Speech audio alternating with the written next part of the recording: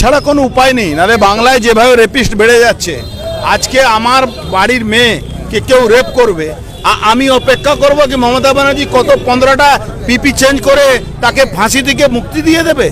এই বাংলায় দরকার আছে এই জায়গা মানুষকে তৈরি হতে হবে কি যারা রেপ করবে তাদেরকে সঠিক জবাব, তাকে পারলে ওই আমার যদি যারা হিন্দু ভাইরা আছেন যেই হোক, আমার আপনার বাড়ি মেয়েকে যদি কেউ রেপ করবে তাকে সঙ্গে সঙ্গে গলা কাটা উচিত আছে। কেন? কি উপায় আছে যেখানে আইনের কোনো ব্যবস্থা নেই? এখানে আইন মমতা ব্যানার্জির হাতে আছে, এখানকার আইন তৃণমূলের হাতে আছে, এখানকার আইন পুলিশের হাতে আছে। কি করবেন? ভারতবর্ষের সংবিধানে সেলফ ডিফেন্সের জন্য বলা আছে যে আমার যদি সম্পত্তি, আমার যদি মেয়ে, আমার যদি পরিবার কে যদি কেউ বলাৎকার করে, খুন করে, আমি সেলফ ডিফেন্সে তাকে তার সঠিক জবাব দিতে পারি।